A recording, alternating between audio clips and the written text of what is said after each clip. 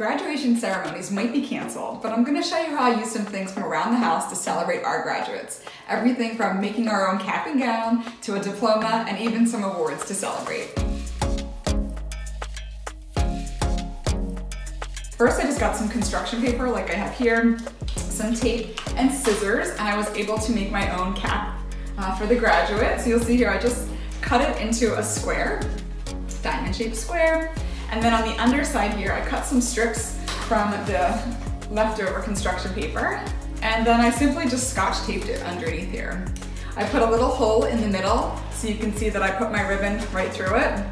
Nothing fancy, I just used gold here. You can use whatever color ribbon is the color of your school, whatever that might be. Curling ribbon is always fun too. And you can see in literally just minutes with scissors and tape and a little ribbon, we now have our DIY cap for our graduates.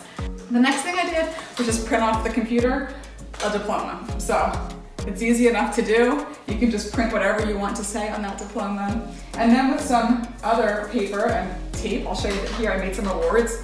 Here we've got my quarantine cum laude class of 2020. And then also the honor roll. Basically your graduate at home gets to get all of the awards. So you can be creative with whatever you want. This is just some tape I used, some Sharpies, and some paper, and that was it. Next up, I'll show you how to DIY your own gown for your graduate. Right from the linen cabinet, I've got just a plain white sheet. So I'm gonna open this up to make our DIY gown.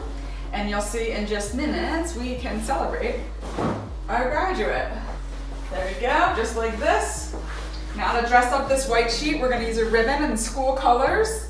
Give them a little bit of a jazz for their graduation ceremony. Cap for the graduate.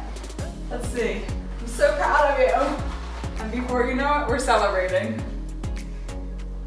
Now all you have left to do is cue up Pomp and Circumstance.